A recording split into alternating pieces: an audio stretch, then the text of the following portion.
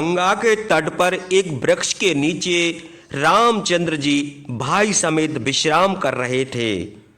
तभी श्रृंगवेरपुर के राजा निषाद राज गुही वहां आ जाते हैं और प्रभु श्री रामचंद्र जी से क्या बात कहते हैं, तो वीडियो को अंत तक पूरा जरूर सुनिए।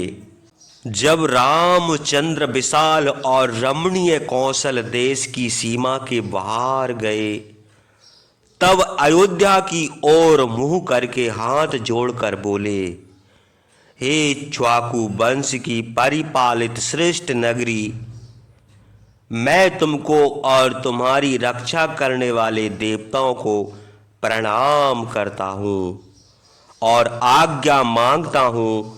मैं महाराज दशरथ की आज्ञा का पालन करके वन से लौटकर माता पिता से मिलूंगा और तुम्हारा फिर दर्शन करूंगा। उसके बाद शोक के मारे लाल आंखों वाले महात्मा रामचंद्र ने दाहिना हाथ उठाकर आंखों में आंसू भरकर दीन भाव से देश निवासी मनुष्यों से कहा, आप लोगों ने मेरे प्रति यथा योग्य स्नेह और दया का व्यवहार किया है।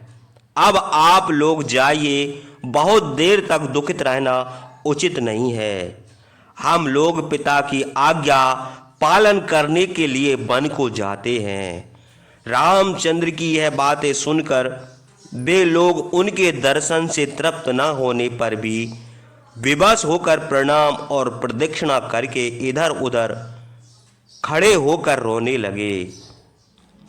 जिस प्रकार संध्या के समय भगवान सूर्यदेव मनुष्यों की आंखों से ओझल हो जाते हैं, उसी प्रकार रामचंद्र रोती हुई प्रजा को न देख पड़े।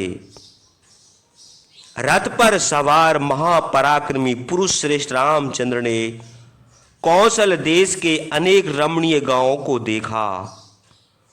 उन गांवों में वेद पाठ हो रहा था। उनमें अनेक यूप और जलाशय थे। वहां के मनुष्य हष्ट पुष्ट थे। गायों के बहुत से झुंड देख पड़ते थे। उनमें दानी मनुष्य निवास करते थे। वहां के रहने वालों को किसी प्रकार का भय नहीं था और वे गांव धन धान से परिपूर्ण थे। उनमें आम के बहुत से बगीचे थे। बुद्धिमान रामचंद्र इस प्रकार अनेक राजाओं के राज में होते हुए आगे बढ़े। उसके बाद उन्होंने ऋषियों से सेवित शीतल जलवाहिनी त्रिफत गामिनी दिव्य गंगा नदी के दर्शन किए। उसके किनारे ऋषियों के आश्रम शोभित थे। नागों और गंधर्वों की स्त्रियां विहार करती थीं। देवता दानव गंधर्व और किन्नरगण से शोभित कल्याणदायिनी गंगा में अप्सराएं बड़ी प्रसन्नता से जल क्रीड़ा कर रही थीं। उसके दोनों किनारों पर देवताओं की क्रीड़ा करने योग्य बहुत से स्थान और उद्यान थे। यह नदी देवताओं के निमित्त आकाश को गई है और देव नदी नाम से प्रसिद्ध हुई है। जो गंगा नदी भगवान विष्णु के चरणों से उत्पन्न हुई है, जिस पाप नाशनी दिव्य नदी को सगर वंशीय राजा भगीरथ तपस्या के प्रभाव से भगवान शंकर के जटाजूट से निकाल कर लाए हैं, जिसमें अनेक मगर घड़ियाल और सर्प रहते हैं, उस सारस और क्रोज के शब्दों से शोभित सागर की प्रधान पत्नी गंगा नदी के तट पर श्रृंगवेरपुर के समीप महाबाहु रामचंद्र पहुंचे। रामचंद्र ने गंगा नदी को देखकर सुमंत्र से कहा, आज हम लोग इसी स्थान पर ठहरेंगे। हे सुमंत्र, इस नदी के किनारे बहुत बड़ा इंगुद्दी का वृक्ष है। आइए हम लोग आज की रात यहीं ठहर जाएं। इस स्थान से देव दानव गंधर्व मृग और पक्षी आदि सब की पूजा और कल्याणदायिनी महानदी गंगा को देख रहा हूँ। सुमंत्र और लक्ष्मण ने रामचंद्र की आज्ञा स्वीकार की। फिर सब लोग इंगूदी वृक्ष के समीप गए। रामचंद्र उस रमणीय वृक्ष के पास पहुंचकर लक्ष्मण और सीता के साथ रथ से उतरे। सुमंत्र ने भी रथ से उतरकर घोड़ों को खोल दिया और वृक्ष की जड़ पर बैठे हुए रामचंद्र के पास जाकर हाथ जोड़कर उनके पास बैठ गए। वहां का राजा निषाद राज गुही था। वह बड़ा बलवान और रामचंद्र का हार्दिक मित्र था। पुरुष श्रेष्ठ रामचंद्र के आगमन का समाचार सुनकर वह अपने सजातीय बड़े बूढ़ों और मंत्रियों के साथ लेकर उनके पास आया।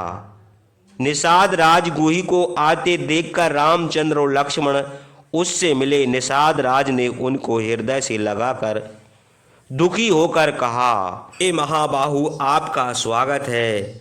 यह मेरा राज आप ही का है। आप हमारे स्वामी हैं और हम आपके सेवक। आप हमारे राज्य का शासन कीजिए। आपके निमित्त भोजन योग अन्न, पीने के लिए दूध और आदि उत्तम रसायन और सोने के लिए उत्तम सैया तथा घोड़ों के लिए दाना घास आया है। तब रामचंद्र ने निषाद राज से कहा, आप हमारे स्नेह से पैदल चलकर हम लोगों के पास आए हैं।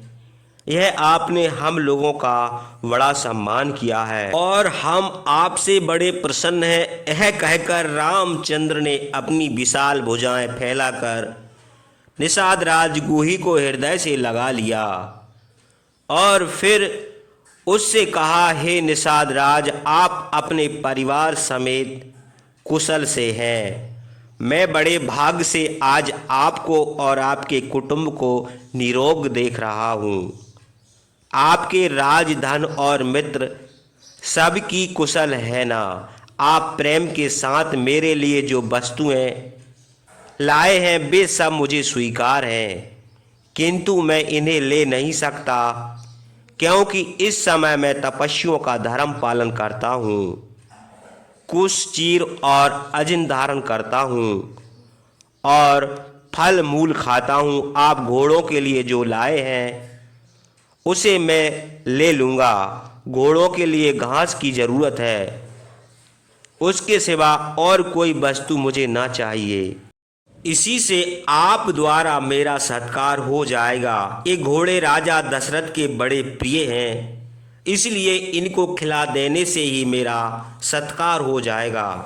रामचंद्र की यह बातें सुनकर निषाद राज गुही ने नौकरों को आज्ञा दी कि घोड़ों को दाना घास दो और पानी पिलाओ। उसके बाद रामचंद्र शाम काल की संध्या करके लक्ष्मण का लाया हुआ गंगा जल पीकर सीता के साथ पृथ्वी पर बैठे। लक्ष्मण ने रामचंद्र के पैर धोए और फिर वे एक वृक्ष के नीचे बैठ गए। धनुष लेकर निषाद राज भी सुमंत्र के साथ लक्ष्मण के पास आए और उनसे बातें करते हुए सावधानी से रात भर जागते रहे। महाराज दशरथ के पुत्र यशस्वी रामचंद्र, जिन्होंने कभी दुख नहीं उठाया, जो हमेशा सुख में रहने योग्य हैं, उन्होंने पृथ्वी पर सोकर वह रात बिताई। उनको वह रात बहुत बड़ी मालूम हुई।